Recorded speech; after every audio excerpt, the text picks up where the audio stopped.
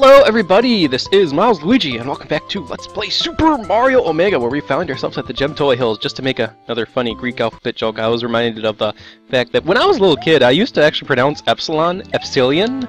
Yeah, that's the way it looks like it should be pronounced epsilon, not epsilon. And eventually I was corrected, and it's like, oh, I'm totally off. Epsilon doesn't sound anything like epsilon. Fun story of the day for Miles Luigi. Anyway, today we need to read Hit 5 of 20. Keep in mind that items may have more than one use. Don't forget that P-switches can reveal invisible blue blocks.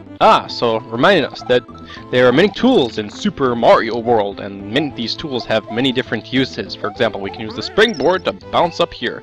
And I did notice that we still have the damn underwater. I might have that theme replaced. Text guy, replace this theme, please. Thank you. Okay. Yeah, you know, before we were in Gemtoa Heights, and it's like strange underwater theme. It's like, okay, well, we're gonna use this P-switch to create a... Here we go. Oh, there's a platform that appeared down here. Interesting. Oh, shoot.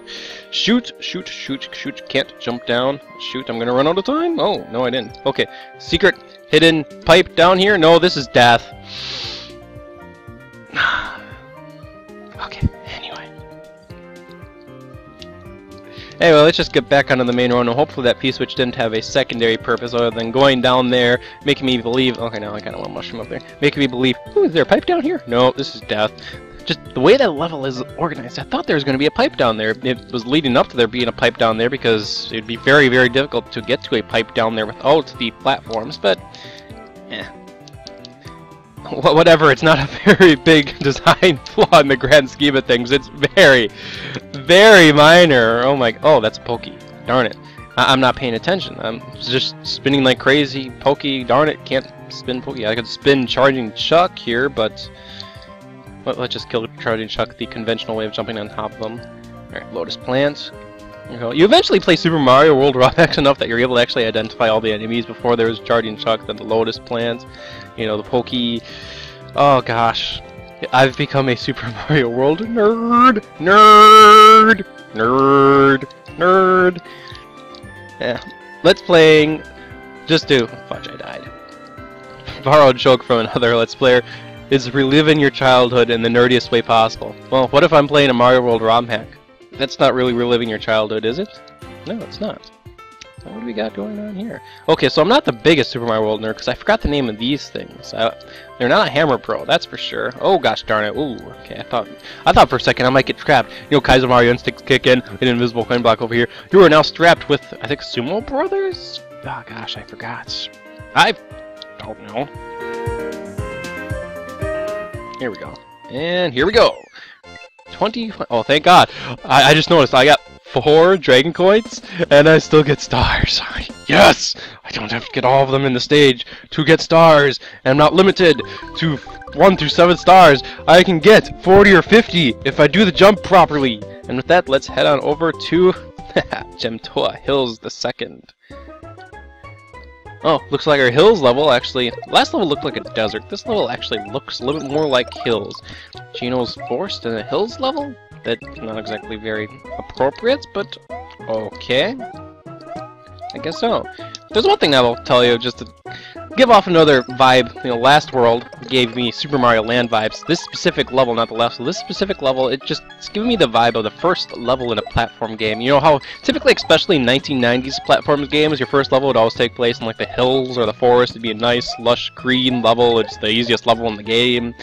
Chances are, if you list any platform game made, you know, back, I'd say, SNES, Sega Genesis time period, the first level in every platform game was in some way, shape, or form green, or forest, hills, something like that. Something like that. And this level just stinks of that. This level could have been the first level of this ROM hack, is what I'm trying to say, but instead I guess it's World 2-2. Not a water world, although it has water. Hey, what's down here? Hey, I found a secret that needs the green Switch Palace. That's actually kind of funny. If I had the green Switch Palace, there's still a Chomper in the way, so I have to find a... I need to find a silver P-switch. Or I could enable Moon Jump, but the thing is, Evapopter and Kiritor aren't here to tempt me anymore to put on the Moon Jump code, so I don't think we're going to be seeing any Moon Jumping in this ROM hack. There's been absolutely nothing to tempt me to enable the Moon Jump, nothing at all. And so far it's just been blasting good, and maybe it's because it's World 1, 2, or 2, I think this is World 1 with the way it's set up. You know, it's World 2, not World Star Omega. That'd be funny if the last world of this ROM hack is called World Omega. I'm thinking too much of New Super Mario Bros. 2, how there's a mushroom world, and then there's also a flower world, and then there's an extra world, which is spoilers! So, chances are most of my audience has played the game, so they know what the world is. Spoilers! I find the term a little bit funny because, you know, spoiled milk. Ooh, spoiled milk tastes nasty. Someone just spoiled your favorite book? Tastes nasty. I got a 1! 1! Yes!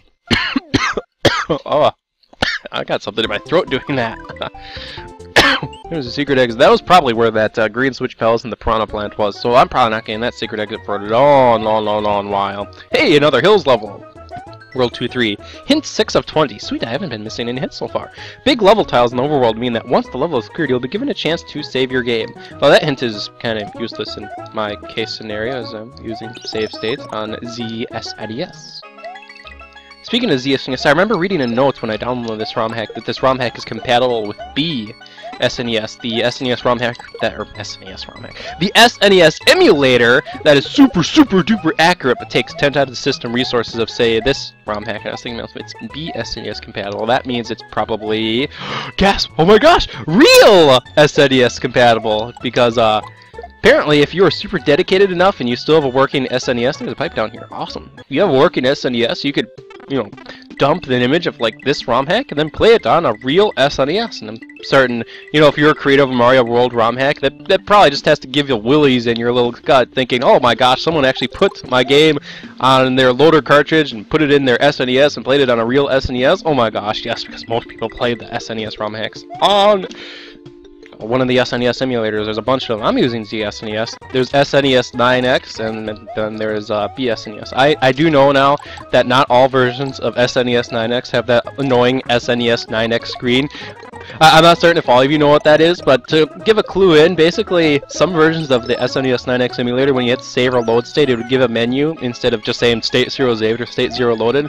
And what that ultimately meant was, particularly bad ROM hackers, you know, would load up the SNES 9X screen, and there's quite a famous Retsu out there of, you know, someone playing a Mario World ROM hack, and one of the Retsu is just saying SNES 9X while reading a book.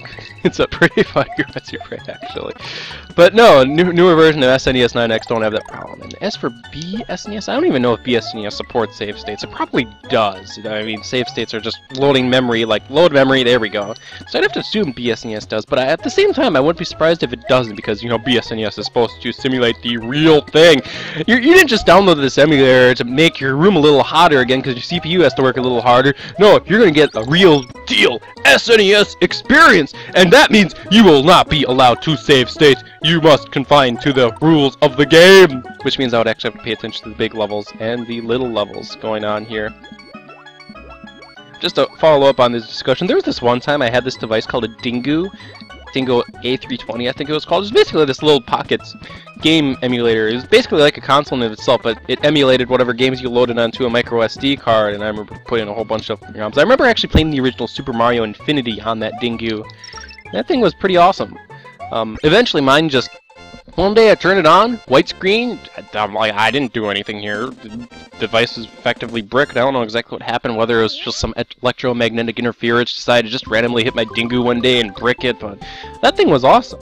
I should, Gem to us, I should probably buy another similar device, although now knowing, you know, we're in a little bit more modern time, I'd probably be better off buying something better. Ooh, it's a water level. That's our first water level, actually. There we go. Just a little comment I would like to make about water levels in general is that, I don't know why, but the water levels in the original, is this death first off?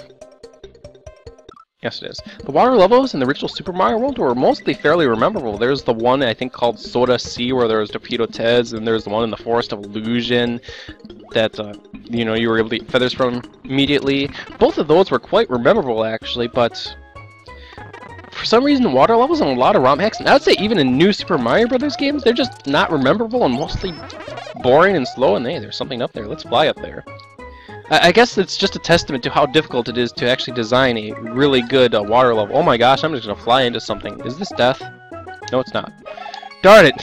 You ruined a perfectly good joke, Super Mario Manga! That could have been death, but no, it was not death! You ruined it! You ruined the joke! That was not death!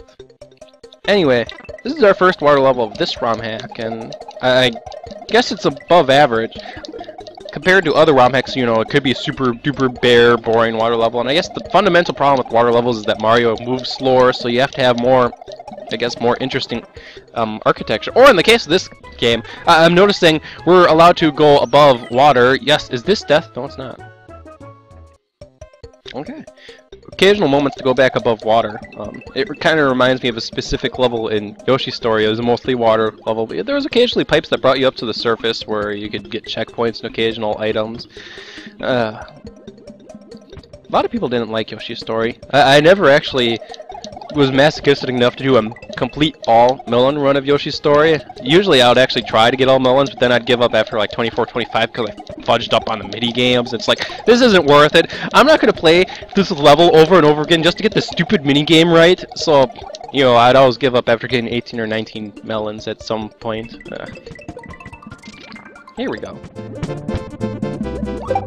But I think just due to the impact, oh, I wonder what's down here. What the Yoshi Story game. It's a good game. I wouldn't say it's as good as Yoshi's on Super Mario World 2, but it was a good game. Anyway, a little annoying. If you let those Yoshi kids sing, that kind of gets annoying. But anyway, we're done with this level. Hey, we get to play the bonus game, and we don't have to wait till part 13 to play. Gosh darn it, I'm not gonna get off. Sorry guys, Super Mario Infinity 2: The Cursed Gem is just fresh on my mind right now because I just finished it. It's like, I'm not gonna get off those jokes. Now everyone who's watching this without watching that LP, and I don't blame you if you don't watch that LP because that LP is super long because the game is super long. That was a really crappy bonus game, by the way. Here's what you need to know about Super Mario Infinity 2: The Cursed Gem. The game is good. It's super duper long, and the game has a tendency to troll the player. With that, I believe the island ruins will have to wait for until the next episode of Let's Play Super Mario Omega. This ROM hack is awesome. I'm just going to tell you that right now. I'm having a lot of fun playing it. So, and this has been Miles Luigi. See you next time.